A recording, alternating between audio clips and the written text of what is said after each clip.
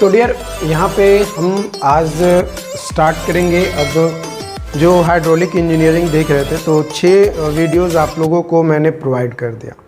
Okay, अब इसमें हम लोग पढ़ेंगे और जानेंगे आगे के टॉपिक्स, जो कि है conservation principle and governing equation of flow.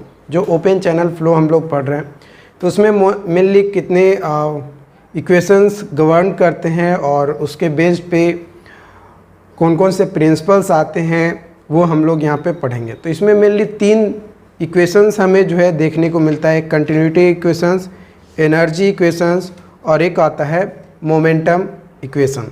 तो सबसे पहले हम लोग डिस्कस करेंगे कंटिन्यूटी इक्वेशंस को। तो इसको क्या लिखा जाता है, इसको लिख लेते पहले। This equation is based on this equation is based on conservation of matter which states that mass can neither be created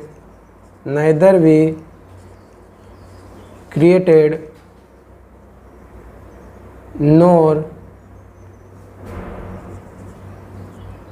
be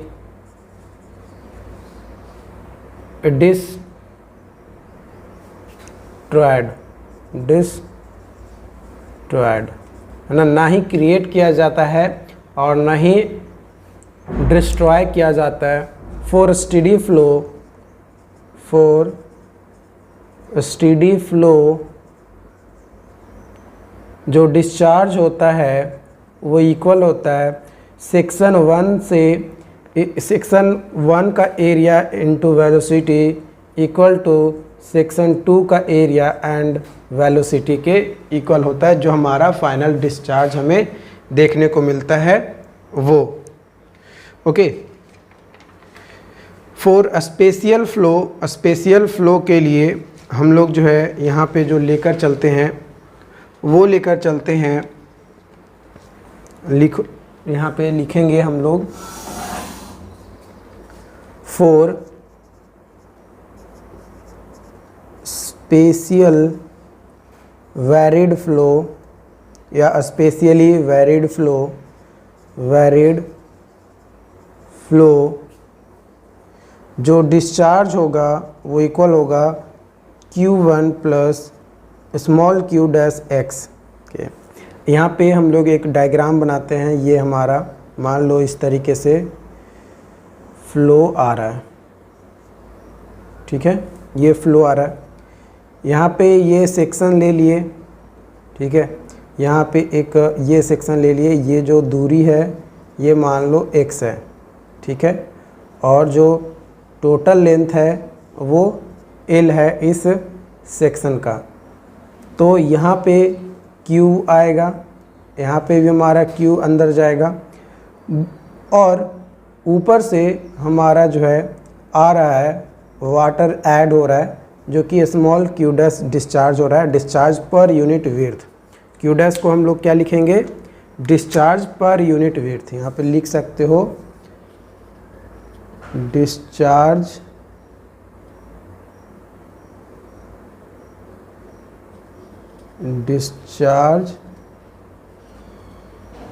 per unit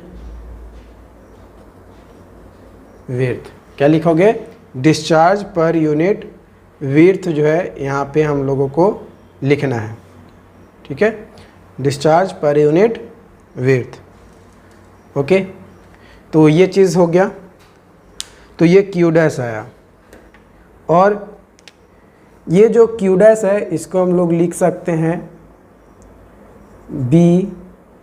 capital Q by B. Q is equal to capital Q by B, capital B. ठीक है, तो इसको हम लोग furtherly Q2 अब लिखें तो Q2 is equal to हो जाएगा Q1 plus Q dash into L। ये पूरा लेंथ है और ऊपर से आ रहा है तो ओवर लेंथ के ऊपर ये हमारा हो जाएगा। होल डिस्चार्ज के केस में अगर हम लोग इसको लिखें Q2 is equal to capital Q plus Q dash into L minus X, like इस तरीके से होल डिस्चार्ज के रिस्पेक्ट में हम लोग जो है इसको लिखेंगे। In case of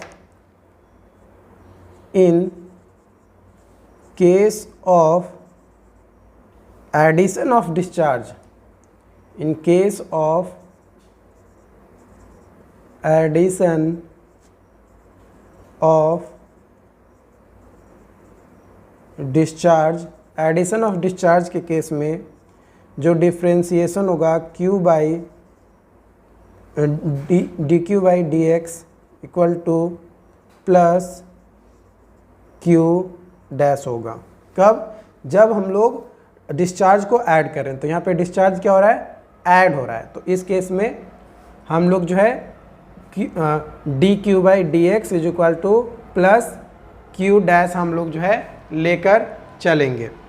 okay, but अगर हम लोग बात करें इन केस ऑफ सब्सट्रैक्शन, अगर हमारा केस आ जाए कि भाई वो हमारा क्या हो रहा है? सब्सट्रैक्ट हो रहा है।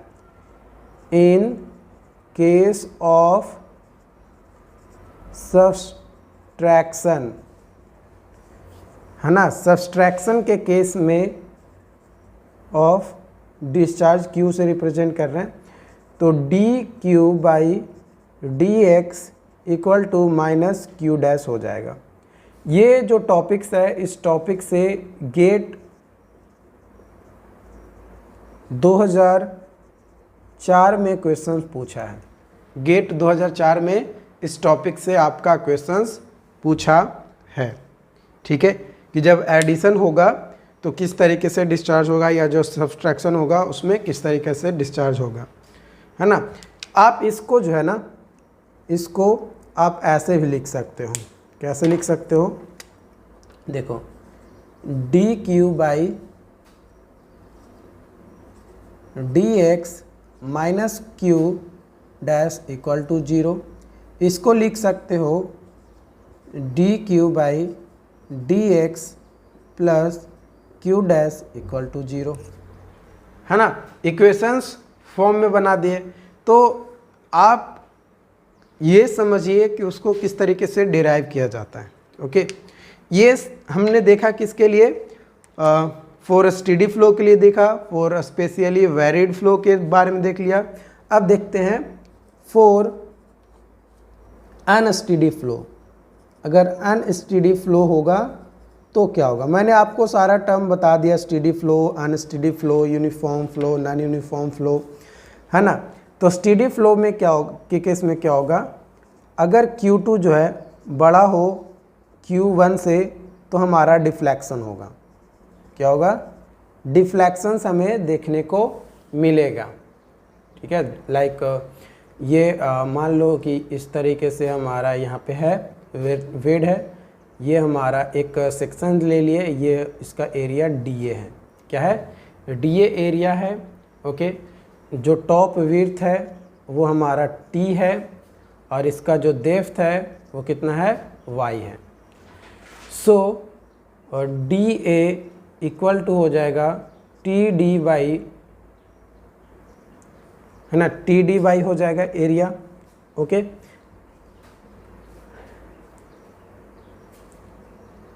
क्योंकि ये इस छोटे से सेक्शंस का जो टॉप विड्थ है वो T है और इसका जो डेप्थ है, इसका डेप्थ, सिर्फ इस सेक्शंस का डेप्थ जो है क्या हो जाएगा?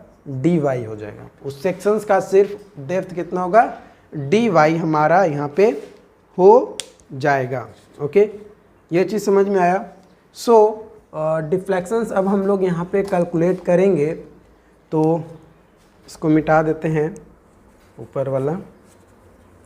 आप लोग नोट करते चलिएगा साथ से साथ, ताकि आपको दिक्कत ना हो। So rate of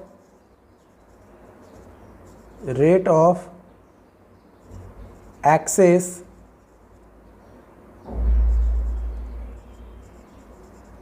discharge equal to minus rate of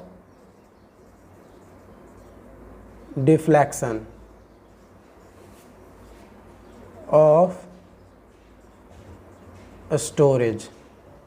तो del Q by del x, del Q by del x equal into del x into del T equal to minus del into A into del x into del t by del t. इसको furtherly हम लोग और आगे proceed करेंगे तो del Q by del x equal to del x into delta X into delta T equal to minus del A by del Y into del Y by del X sorry del T के respect में कर रहे हैं, del T into delta X into delta T.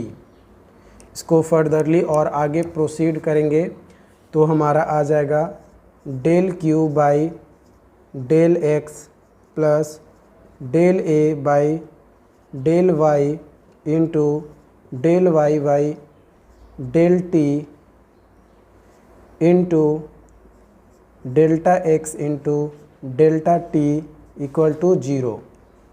So del Q by del x plus t, क्योंकि del A by del y जो है t को बता रहा है, so t into del Y by del T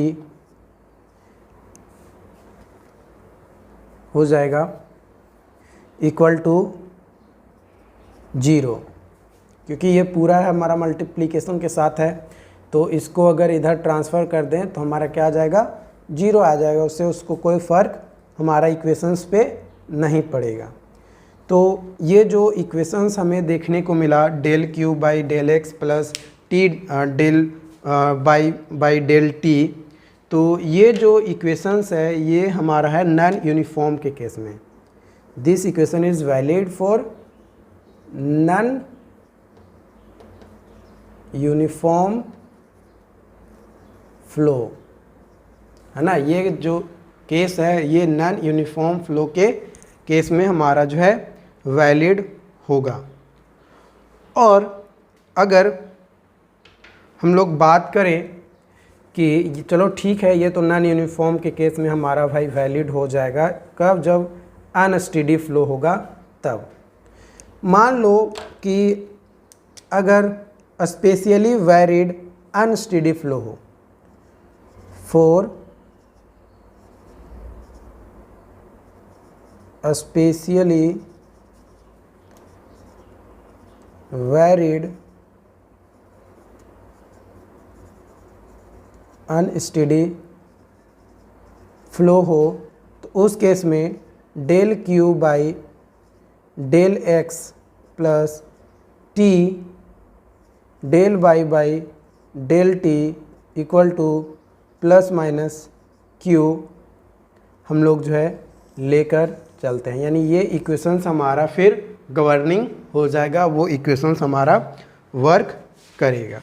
तो ये हम लोग कंटिन्यूटी इक्वेशंस देखें, जो कि कंटिन्यूटी इक्वेशन जो था ये हमारा बेस्ड था किस पे, तो बेस्ड था हमारा law of conservation of matter के ऊपर। किसमें, law of conservation of matter के ऊपर, जिसमें बताया जाता है कि मास को जो है ना ही क्रिएट किया जाता है और ना ही उसको डिस्ट्रॉय किया जा सकता है।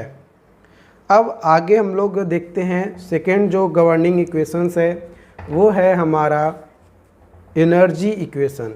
कौन सा इक्वेशंस है, दूसरा जो है गवर्निंग इक्वेशन है वो है एनर्जी इक्वेशन। एनर्जी इक्वेशन, ठीक है। एनर्जी इक्वेशंस में हम लोग जो है पहले एक डायग्राम बना लेते हैं ताकि आसानी से आप लोग समझ सकें। ठीक है, ये मान लो एक सेक्शन ले लिए 1 और ये है सेक्शन 1 और यहाँ पे सेक्शन ले लिए 2 2। ओके, थोड़ा सा ऊपर रहने देते हैं।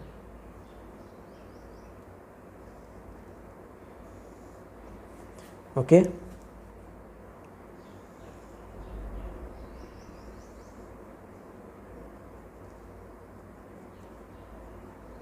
ओके, ये है हमारा Z1, ये है Y1 और यहाँ पे V1 स्क्वायर बाई 2G, यहाँ पे हो जाएगा Z2 Y2 और V2 स्क्वायर बाई 2G और ये जो डिफरेंस है ये होगा हेड लॉस, HL से या HF से हम लोग रिप्रेजेंट करेंगे। ओके, तो एनर्जी इक्वेशन में हम लोग जो है अप्लाई करते हैं, अप्लाई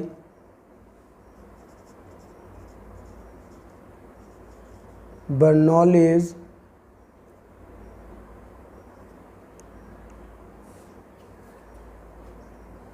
इक्वेशन, है ना। किसको? बर्नौलीज इक्वेशंस को अप्लाई करते हैं एट सेक्शन 1 एंड 2 पे। तो क्या आ जाएगा हमारा? आ जाएगा, रिजल्ट मिलेगा Z1 plus Y1 plus V1 का square by 2G equal to Z2 plus Y2 plus V2 square by 2G plus HL, या फिर इसी को हम लोग HF भी लिख सकते हैं। HL या HF हेड लॉस या है ना, HF से या HL से हम लोग रिप्रेजेंट उसको करते हैं। तो ये हमारा हो गया क्या? Energy equations. इसका डेरिवेशंस आपको एग्ज़ाम्स में नहीं पूछा जाता है जनरली, इसलिए मैं इसका डेरिवेशंस आपको नहीं बता रहा हूँ। इफ़ कोई अगर इंक्लिनेशन हो जाए, है ना, ये तो मेरा नॉर्मल था तो आ गया, बट अगर मान लो कि हमारा कुछ इंक्लिनेशंस पे ये जो है आ जाए, है ना, Y1 Y2 इन कुछ अलग इंक्लिनेशन लेवल पे आ जाए, तो उस केस में जो है इंक्लिनेशन के केस में, तो इसको दूसरा कलर से ले लेते हैं। For if have inclination, if have inclination, अगर कोई इंक्लिनेशन आ जाए तो उस केस में Y1 इज इक्वल टू जो है Y1 cos थीटा हो जाएगा और V1 स्क्वायर बाई 2G जो है वो इक्वल हो जाएगा alpha V1 square by 2G। ठीक है, Z1 जो है सेम रहेगा क्योंकि वो डाटम हेड है, उसमें कोई ज़्यादा फर्क नहीं पड़ेगा उसके एलिवेशन से, है ना। अब बात करते हैं assumptions for deriving energy equation. Energy equations को जब हम लोग यहाँ पे डिराइव किए, बर्नौलीज इक्वेशन अप्लाई किए, तो क्या क्या अजम्पशंस हम लोग मानकर चलें वो हम लोग समझते हैं।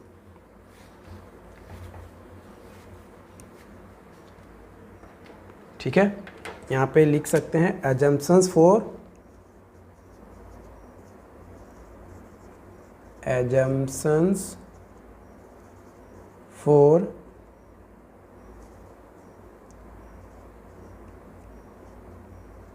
Deriving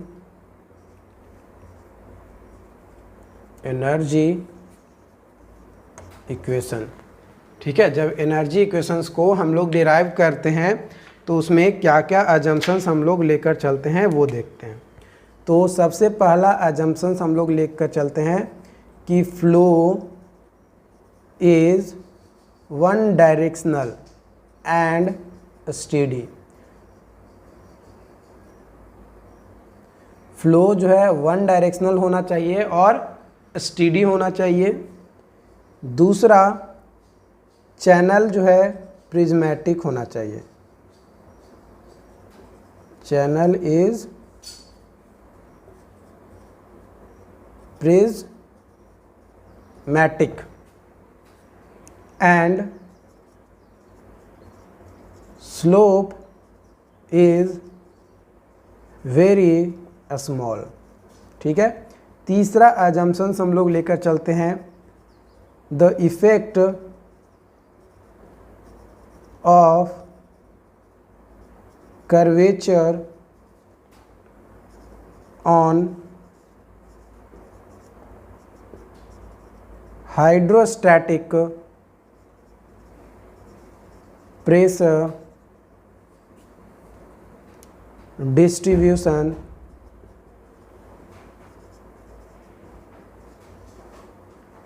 is neglected. उसको क्या करेंगे, नेग्लेक्ट लेकर चलेंगे। जो इफेक्ट ऑफ कर्वेचर हमारा होता है उसको हम लोग नेग्लेक्ट करके चलते हैं।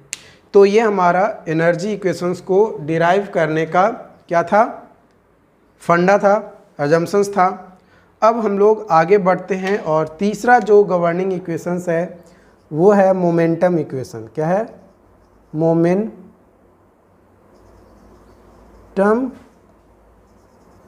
इक्वेशन, तीसरा गवर्निंग इक्वेशंस है। ठीक है, मोमेंटम इक्वेशन। इसमें क्या होता है, rate of change of linear momentum, rate of change of linear momentum is equal to external force applied। जो एक्सटर्नली फोर्स अप्लाई किया गया है और जो rate of change of linear momentum है वो दोनों आपस में क्या होंगे, इक्वल होंगे। इट मीन्स एम, या इसको हम लोग ले लेते हैं momentum is equal to P से रिप्रेजेंट मान लो कि करते हैं, है ना। तो लीनियर मोमेंटम हो जाएगा हमारा m इंटू वी। क्या हो जाएगा, m इंटू वी हो जाएगा। ये हमारा आ जाएगा रो क्यू भी, यानी density, discharge and velocity. Okay, ये चीज़ समझ में आया। P से हम लोग रिप्रेजेंट कर दिए, या फिर आप PL कह सकते हो, है ना, लीनियर मोमेंटम आप यहाँ पे ले सकते हो, राइट। तो इसमें एक डायग्राम हम लोग ड्रॉ करते हैं, वो आपको समझने में, और उसके बाद हम लोग इसका इक्वेशंस वन बाय वन धीरे धीरे स्टेप बाय स्टेप जो है क्या करेंगे, ओके। सो सबसे पहले डायग्राम हम लोग ये बना देते हैं।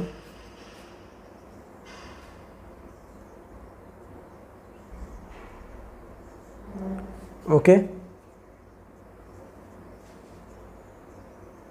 P2 लग रहा है और इधर से P1 लग रहा है। ये सेक्शन 1-1 है और ये सेक्शन 2-2 है। ठीक है, सेक्शन 2-2 है और यहाँ पे फ्रिक्शनल फोर्स इधर की ओर लगेगा। ओके, इस पॉइंट पे नीचे की ओर वेट लग रहा है। तो इस डायरेक्शंस में हमारा W साइन थीटा, तो इस डायरेक्शन में इस डायरेक्शन में W कॉस थीटा लग रहा है। तो यहाँ पे इस डायरेक्शन में W साइन थीटा हमारा लगेगा।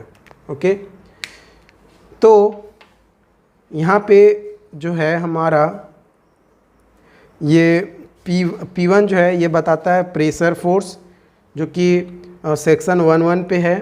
तो P1 इज इक्वल टू हो जाएगा Y, है ना, Y Z1 into Z war 1 is equal two into A1, और P2 इज इक्वल टू आ जाएगा Y, या गामा कह सकते हो, वाटर ले रहे हैं तो गामा लेकर चलते हैं। ठीक है, gamma into Z2 bar into A2। ठीक है, ये हमारा प्रेशर निकला। सो हम लोग ये अगर लें यहाँ पे, तो क्या आ जाएगा, हमारा आ जाएगा P1 plus W sine theta minus P2 minus frictional force equal to change in momentum. क्या आया, चेंज इन मोमेंटम m1 हम लोग यहाँ पे ले लिए, P1 या L1 भी हम लोग ले सकते हैं, वो डिपेंड करता है हमारे ऊपर कि हम लोग किस तरीके से उसको एज्यूम कर रहे हैं। तो यहाँ पे P1 का वैल्यू हम लोग ये पुट कर देंगे, gamma Z1 bar plus into A1 plus W sine theta minus gamma Z2 bar into A2 minus frictional force equal to जो हमारा मोमेंटम है वो कितना आ रहा है, मोमेंटम है रो क्यू वी। तो सिर्फ रो क्यू तो हमारा सेम रहेगा, वेलोसिटी सिर्फ चेंज होगा। तो रो क्यू कॉमन ले लेते हैं और हम लोग V2 माइनस V1 कर देते हैं। क्या था, V2 माइनस V1 हम लोग यहाँ पे जो है कर दिए,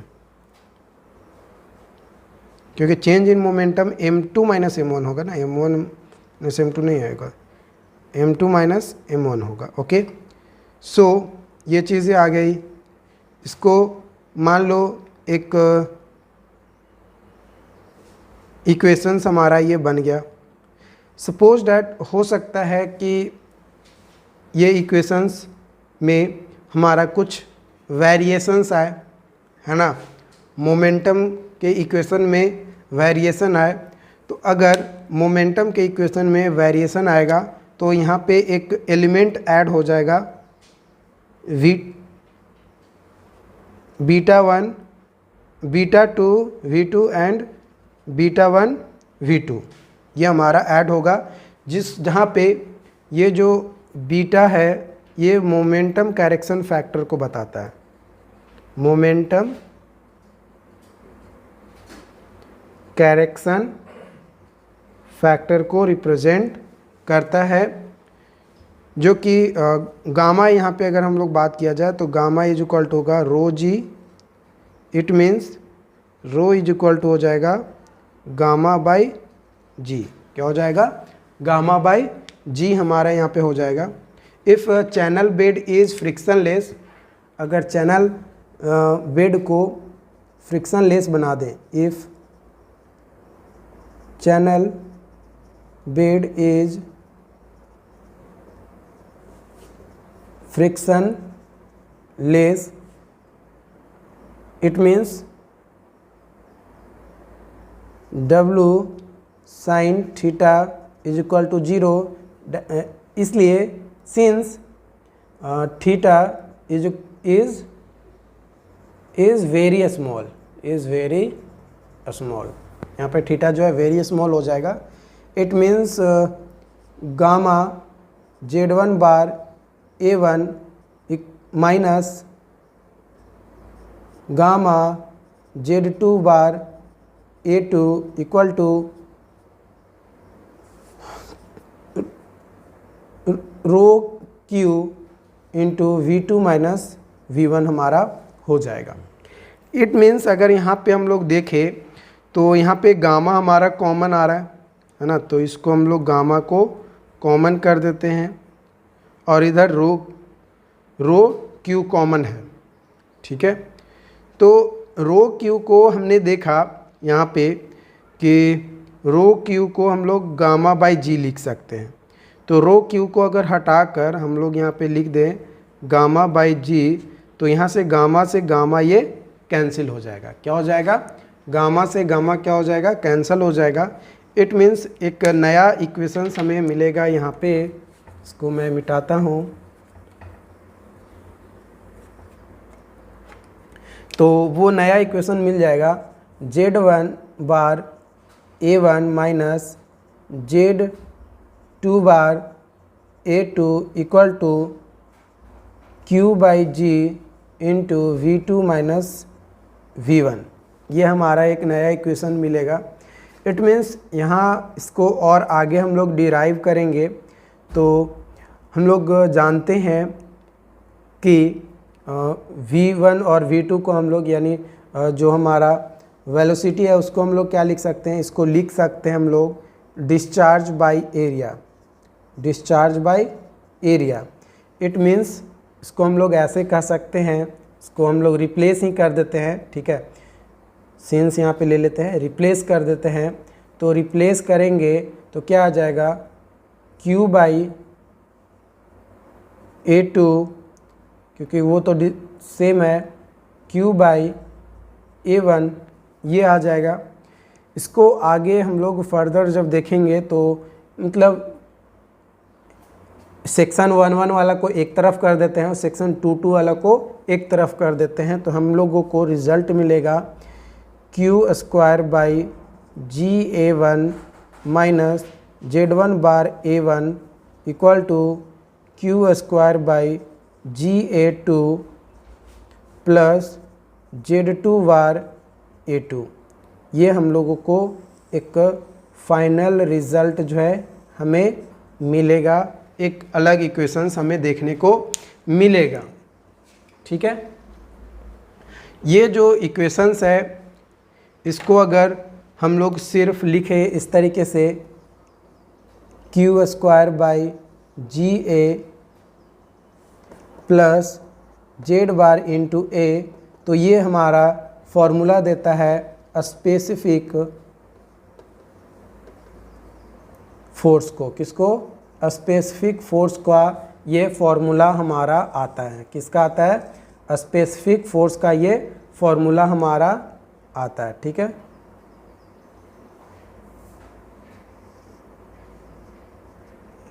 ठीक है, ये स्पेसिफिक फोर्स का हमारा क्या आता है, फॉर्मूला आता है। यानी अलग अलग सेक्शंस पे हम लोग अगर सेक्शंस पे अगर स्पेसिफिक फोर्स निकालेंगे तो ये हम लोग यूज़ करेंगे।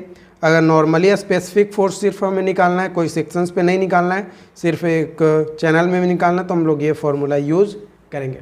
तो मेनली जब भी चैनल पे हम लोग इक्वेशंस निकालते हैं, फॉर्मूला निकालते हैं, तो वहाँ पे हम लोग जो है स्पेसिफिक फोर्स सेक्शंस में बांट कर, क्योंकि एक पार्टिकुलर सेक्शंस के थ्रू कितना हमारा स्पेसिफिक फोर्स लग रहा है या फिर एनर्जी जा रहा है या फिर उसमें हेड लॉसेज हो रहे हैं, ये सभी चीज़ें हम लोग कैलकुलेट करते हैं।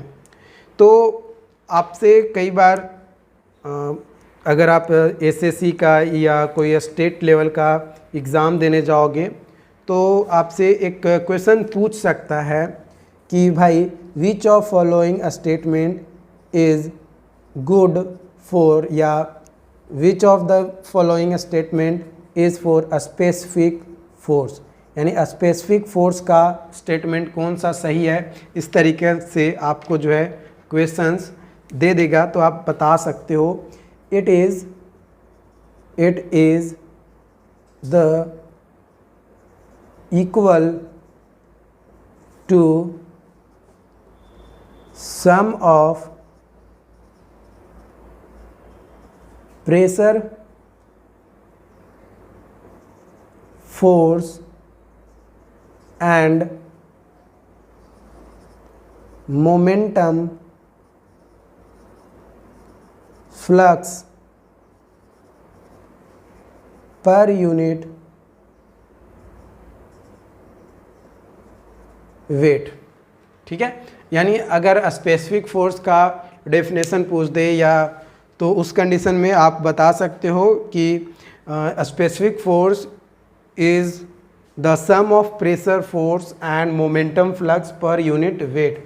तो ये हमारा स्पेसिफिक फोर्स का डेफिनेशन हो जाता है।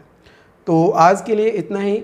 अगले लेक्चर्स में हम लोग जो है पढ़ेंगे वेलोसिटी डिस्ट्रीब्यूशन एंड उसमें काइनेटिक एनर्जी करेक्शन फैक्टर और मोमेंटम करेक्शन फैक्टर कैसे निकालेंगे, और उस पर कुछ न्यूमेरिकल्स भी हम लोग आने वाले वीडियोस में आपके साथ शेयर करेंगे। So thank you.